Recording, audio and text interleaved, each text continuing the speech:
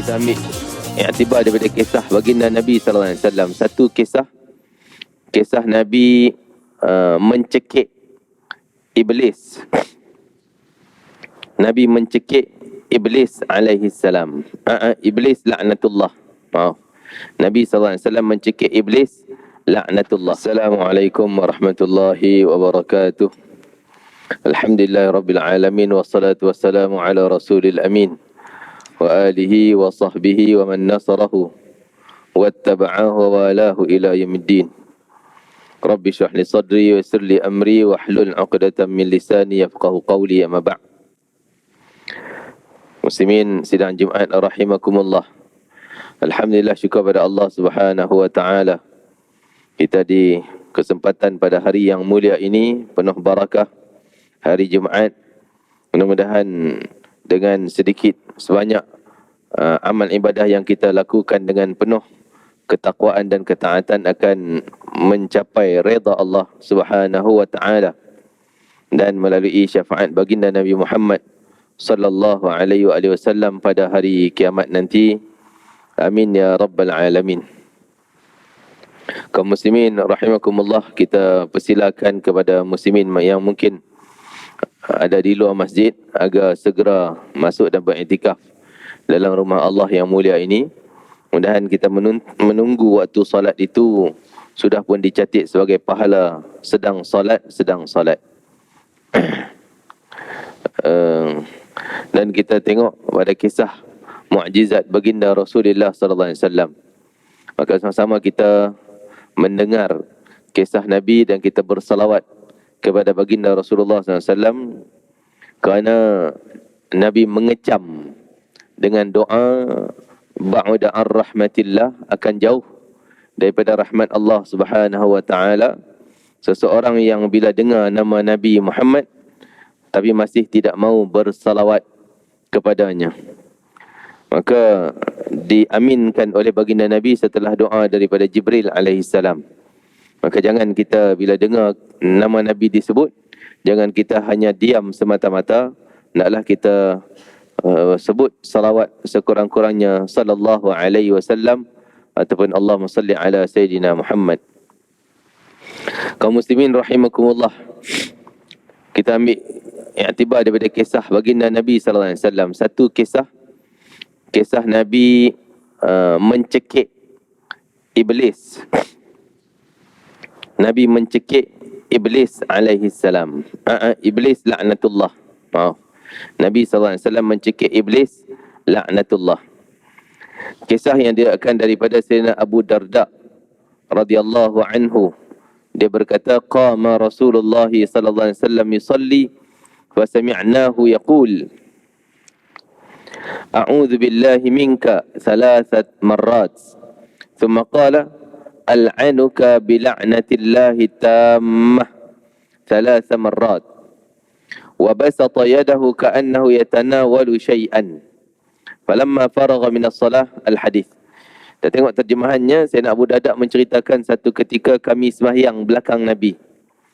Maksudnya Nabi tengah berdiri nak takbir sembahyang, tiba-tiba kami terdengar Nabi cakap a'udzu billahi minka. Maksud a'udzu billahi minka tu, aku mohon perlindungan Allah daripada engkau. Aku mohon perlindungan Allah daripada engkau. Nabi ucap 3 kali. A'udzu billahi minka. 3 kali Nabi cakap tu. Dan Nabi sambung lagi satu ayat, ulang 3 kali juga. Al'anuka bila'natillahi tammah. Aku melaknat engkau dengan laknat Allah yang maha sempurna. Allah yang maha sempurna. Aku melaknat engkau dengan laknat yang dilaknati oleh Allah Ta'ala, Allah yang maha sempurna. Dengan laknat yang sempurna. 3 kali Nabi sebut tu. Jadi para sahabat tak faham kenapa Nabi buat macam tu. Tiba-tiba je, tak pernah cakap. Sebelum ni tak pernah ngajar pun, nak sembahyang kena baca yang tu. Kemudian mereka nampak Nabi ni seolah mengangkat tangan ke depan macam tu. Menghulur tangan ke depan, seolah macam nak capai, nak tangkap sesuatu. Kan? Jadi para sahabat pun rasa pelik juga. Nabi angkat tangan macam tu, apa hal ni? Kan? Falamma faragha minas salah. Bila dah selesai sembahyang, Kami pun datang tanya kepada Rasulullah SAW. Ya Rasulullah, qad sami'naka taqulu fi salati syai'an. Kami dengar tadi ucapan yang kau cakap sebelum sembahyang tadi ni. Dan perkataan tu kami tak pernah pun diajar oleh engkau kepada kami. Koklah doa baru ke apa ke. Wa ra'ainaka basatta yadak. Dan kami juga nampak tangan engkau menghulur ke depan tadi macam nak pegang sesuatu, nak tangkap sesuatu. Kenapa ya Rasulullah? Faqal inna aduwallah iblis la'natullah, sungguhnya musuh Allah iblis. Ja'a bi syihabin min nar. Iblis tadi datang mai depan aku, bawa obor api. Bawa api. Liyaj'alahu fi wajhi, dia bawa api itu nak campak dan bakar ke muka aku. Bawa api itu nak bakar ke muka aku, kata Nabi SAW. Faqultu, maka aku mencakaplah, a'udzubillahi minka. Aku minta perlindungan engkau daripada engkau. Minta perlindungan Allah daripada engkau. Aku minta perlindungan Allah daripada engkau. 3 kali aku cakap dan aku kata al'anuka bila'natillahi tammah. Aku melaknat engkau dengan laknat Allah yang sempurna. Falamma yastakhir 3 marrat. Setelah tu bila aku cakap macam tu, dia mula nak lari daripada aku. Iblis ni nak lari daripada aku. Nak lari daripada aku. Dia mengenjak belakang, gostan belakang 3 langkah. Summa aradtu akhdahu, maka aku pun capai tangan gitu, cekik dia. Aku capai tangan, hulur tangan, cekik apa tu iblis. Wallahi, Nabi kata demi Allah, laula da'watu akhina Sulaiman, kalaulah bukan kerana doa Nabi Sulaiman, la asbaha muthaqan, sudah pasti aku ketambat dia, tangkap dia, cekik dia, tambat dia, ikat dia. Biar yal'abu bihi wildanu ahli Madinah, biar kanak-kanak Madinah sepak main bola ya. Nabi kata, kalau bukan kerana doa Sulaiman, Nabi Sulaiman bin Daud alaihi wassalam, saya pasti aku tangkap dia, aku ikat dia, buat bola, bagi budak-budak Madinah ni mainnya. Iblis ni. Tuan-tuan rahimakumullah sekalian, yang pertama sekali, iblis akan datang dan mengganggu siapa saja. Maka kita sentiasalah kena minta perlindungan Allah daripada gangguan iblis. Syaitan seangkatan lah. Syaitan ni orang kata apa, kuncu iblis. Iblis ni big boss lah. Ketua raja bagi syaitan semuanya. Jadi dia akan datang terutama bila kita nak buat ibadah. Sebab tu bila kita nak buat ibadah, khusus nak sembahyang, memang akan ada gangguan. Jadi kita tak khusyuk, takbir silap, niat kita silap dan sebagainya. Maka kita minta perlindungan. Antara diajarkan supaya kita dihindarkan daripada syaitan ni, baca a'udzubillahi minasyaitanirrajim. A'udzubillahi minasyaitanirrajim. Dan sebagian ulama mengatakan elok baca qul a'udzu birabbin nas, halau syaitan waswas yang kita sebut dalam surah An-Nas tu. Min syarril waswasil khannas. Syaitan waswas ni yang main nak kacau kita solat ni. Ataupun ayat 97, 98. Surah Al-Mu'minun. Surah Al-Mu'minun. Rabbi a'udzu bika min hamazati syayatin wa a'udzu bika rabbi an yahdurun. Baca. Kalaulah setelah kita a'udzubillah baca tu masih takbir terganggu lagi, maka boleh kita baca sekali lagi dan ludah isyarat, ludah anginnya, jangan ludah elio kan. Ludah angin tu 3 kali sebelah kiri. Kerana itu pintu syaitan nak datang kacau kita. Begitu juga dalam ibadah apa pun, kalau kita rasa diganggu oleh syaitan, khususnya bila kita duduk nak berzikir iktikaf, kadang-kadang waktu tenang tu syaitan akan datang ganggu kita. Ganggu macam mana?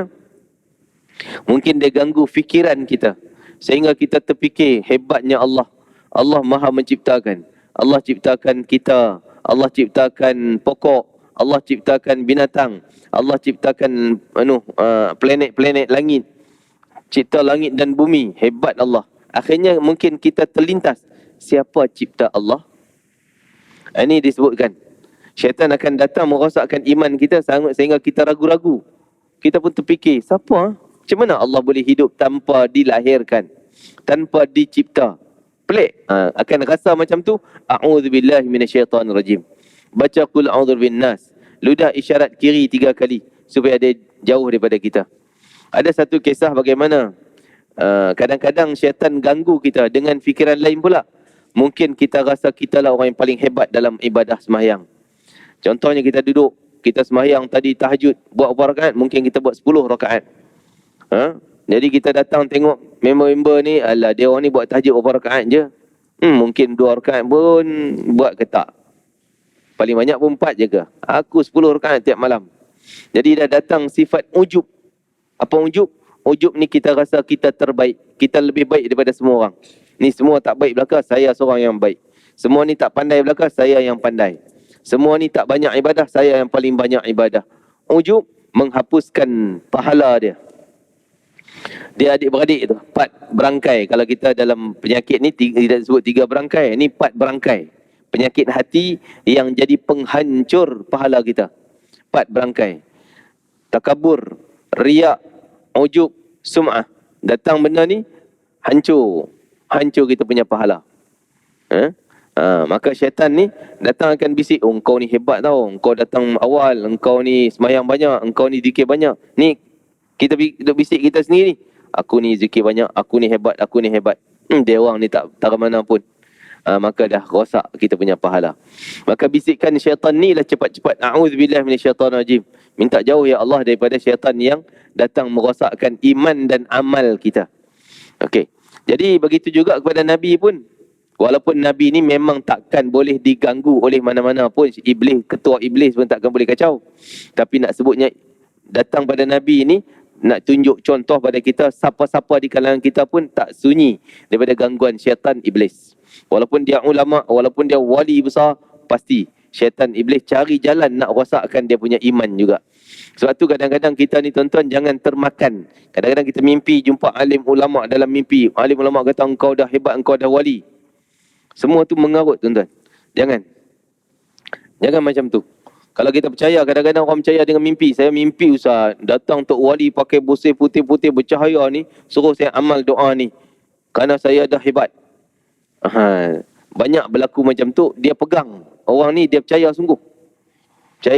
Akhirnya na'udzubillah, itu rupanya syaitan. Ada seorang lelaki saleh, dia tengah beribadah tahajud, dia tak pernah tinggal setiap malam.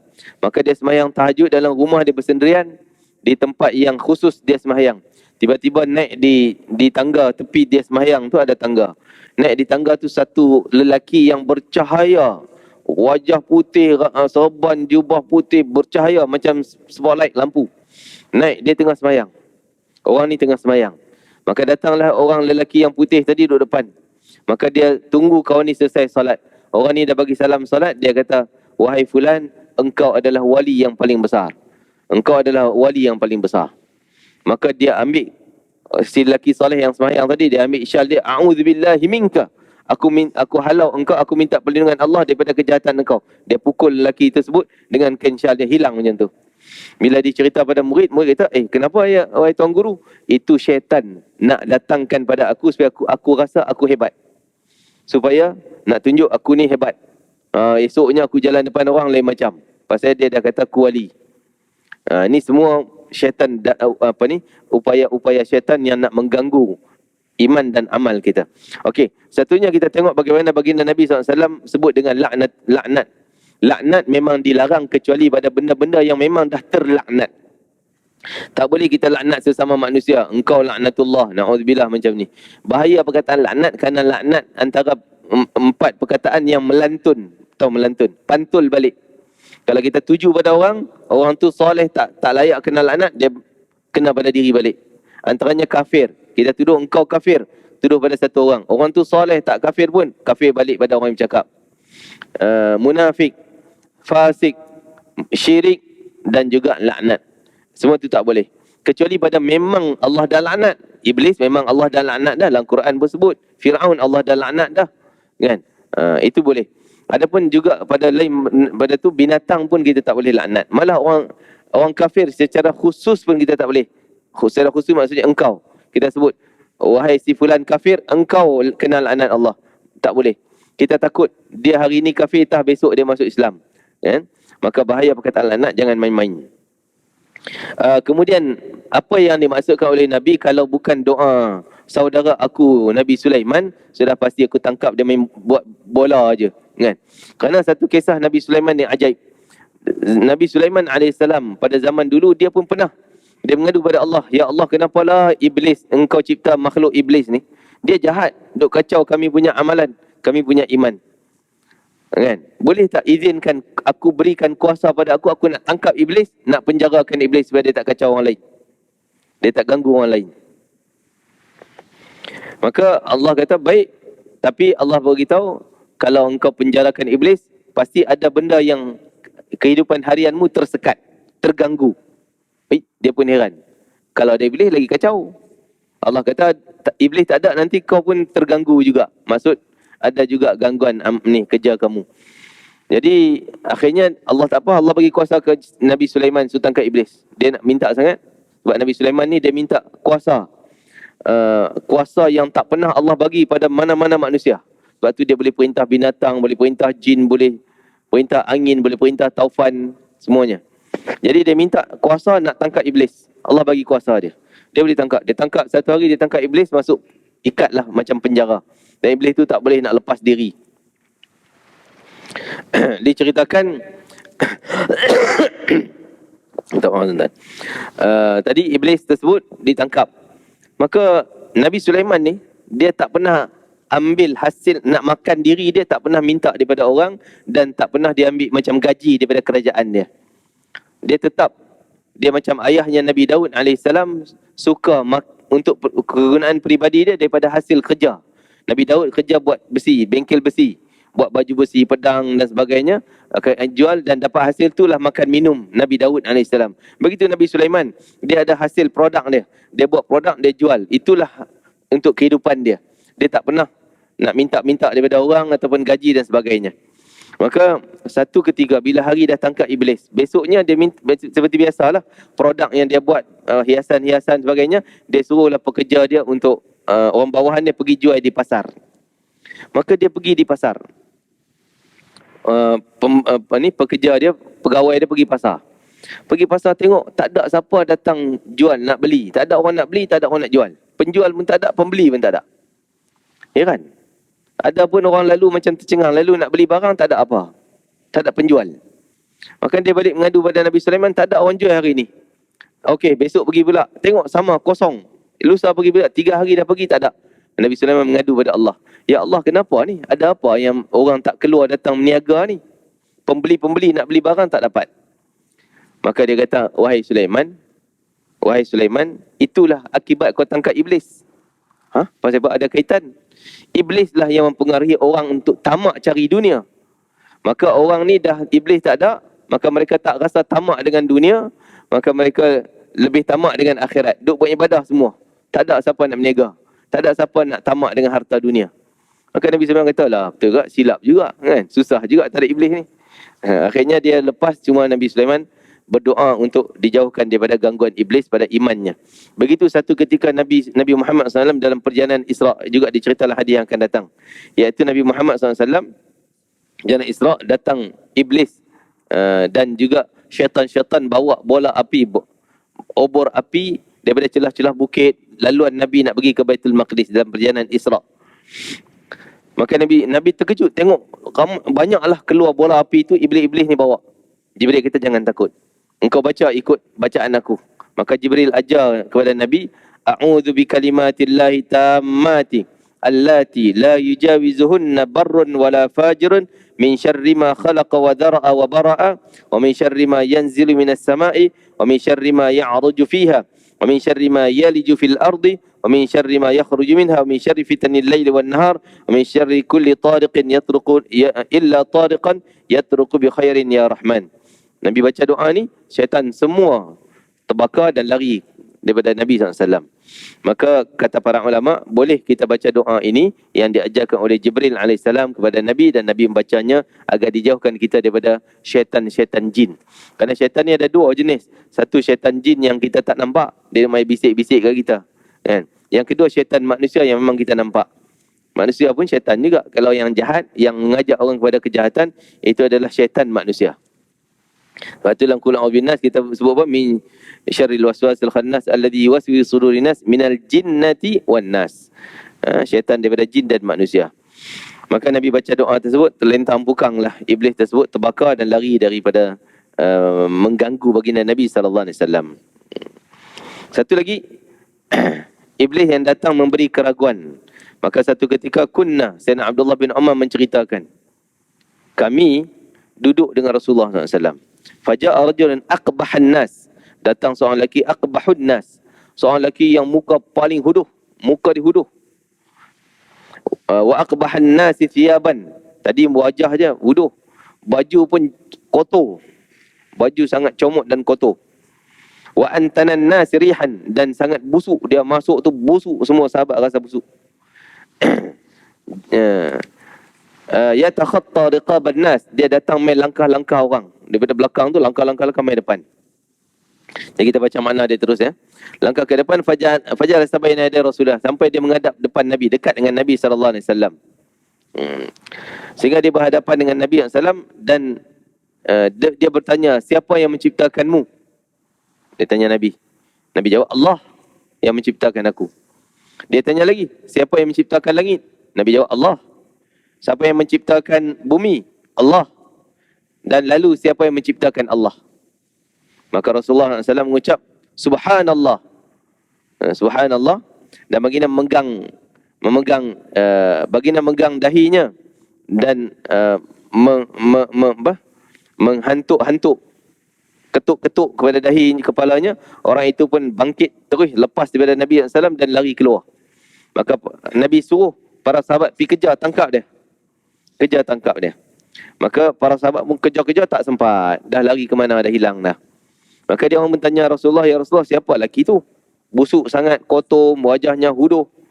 Maka baginda Nabi SAW bersabda, hadha iblisun ja'a yashukkukum fi dinikum. Ini yang datang tadi iblis. Datang nak bagi kamu, nak tunjuk cara dia meragu-ragukan kamu terhadap Allah Subhanahu Wa Taala. Itulah, fikir lebih sangat sampai tanya siapa Tuhan. Jadi ragu-ragu, Tuhan ni ada pencipta kot. Allah ni ada orang cipta dia kot. Siapa yang melahirkan dia dan sebagainya. A'udzubillah min dzalik.